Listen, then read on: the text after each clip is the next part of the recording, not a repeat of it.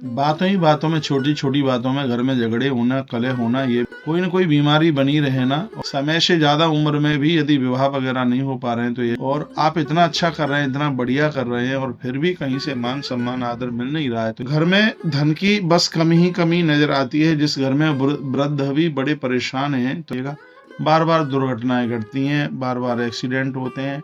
आपकी छत के ऊपर, आंगन में कहीं भी पीपल का पेड़ निकल कर के आ जाता है, तो ये भी।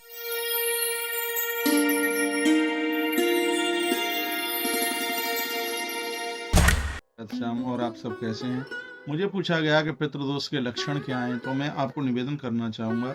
बातों ही बातों में, छोटी छोटी बातों में घर में झगड़े होना, कलह होना, ये भी एक पितृदोष का कारण ही हो सकता है। परिवार में कोई न कोई बीमारी बनी रहे ना, और बहुत बार देखा जाता है कि कोई न कोई बीमार धरा ही रहता है, यह भी कहीं पितृदोष का लक्षण हो सकता है। समय से ज्यादा उम्र में भी यदि विवाह वगैरह नहीं हो पा रहे हैं, तो यह भी एक पितृदोष का कारण हो सकता है। और आप इतना अच्छा कर रहे हैं, इतना बढ़िया कर रहे हैं, और फिर भी कहीं से मान सम्मान आदर मिल नहीं रहा है, तो यह भी पितृदोष का कारण बिल्कुल हो सकता है। घर में धन की बस कमी ही कमी नजर आती है। जिस घर में वृद्ध भी बड़े परेशान हैं, तो यह भी पितृदोष का कारण हो सकता है। और हम तो बिना जन्म पत्री देखे भी बताते हैं, आप बार बार अपने सिर को खुजला रहे हैं, तो यह भी पितृदोष का बिल्कुल कारण है।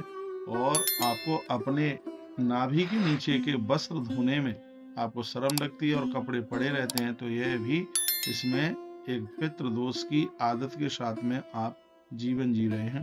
और मैं ये कहना चाहूँगा आपको कि इन सब चीज़ों से बिल्कुल सावधान रहिएगा। बार बार दुर्घटनाएं घटती हैं, बार बार एक्सीडेंट होते हैं, तो यह भी एक पितृदोष का ही बिल्कुल कारण हो सकता है।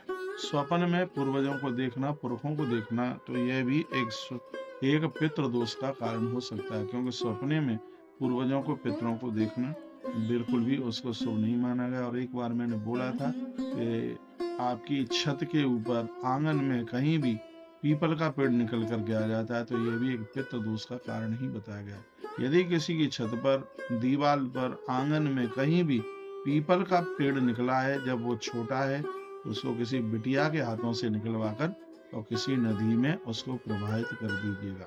पितृदोष से बचने का एक बड़ा अद्भुत उपाय है, वो ये है कि माँ तुलसी की जड़ों में सालराम भगवान को रख करके उनका पूजन करना, गौ माता को रोटी देना, तिल के तेल की जोत जलाना नदियों के किनारे, ये पितृदोष से बचने के बड़े अद्भुत उपाय बताए गए हैं। गौ माता को हरा चारा देना, इससे भी पितृदोष अपने आप में बिल्कुल शांत होता है। अमावस्या के दिन कुछ ब्राह्मणों का भोजन कराएं, इससे भी पितृदोष शांत होता है।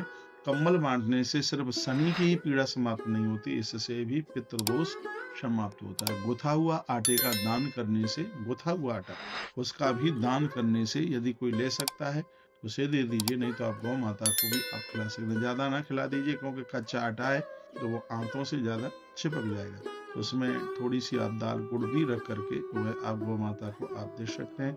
पितृदोष से बचने के तो बहुत ज्यादा उपाय हैं। पीपल के पेड़ लगाने से पितृदोष शांत होता है। तो तुलसी जिस घर में पूजी जाती है उसे वास्तु और पितृदोष, ये दोनों के दोनों ये शांत होते हैं। श्वेत वस्त्रों का दान करने से भी पितृदोष शांत होता है। बेटियों के, कन्याओं के विवाह में सहयोग करने से, मदद करने से भी पितृदोष समाप्त होता है। और मैं कहना चाहूंगा, जन्म देने वाली नारी का सहयोग करने से भी, बच्चों को जन्म देने वाली नारी का सहयोग करने से भी पितृदोष अपने आप में बहुत शांत होता है। जल का दान करने से पितृदोष बहुत ज्यादा शांत होता है। पानी का दान करने से, जल का दान करने से, कुआं खुदवाने से, समरसेबल बोरिंग लगवाओ, ऐसे कुछ काम करो, इससे भी पितृदोष शांत होता है। वृक्ष लगाने से भी पितृदोष शांत होता है। तो इस वीडियो के माध्यम से कुछ विशेष बातें मुझे आपके पास में पहुंचानी थी, और पितृदोष के कुछ लक्षणों का भी मैंने वर्णन किया, और उसके मैंने उपायों का भी वर्णन किया। जब पूर्वज पितर शांत होते हैं तो घर की बरकत कभी रुकती नहीं है, लोग दिन दूना रात्रि चौगुने के रूप में उभरते हैं। बहुत बहुत धन्यवाद।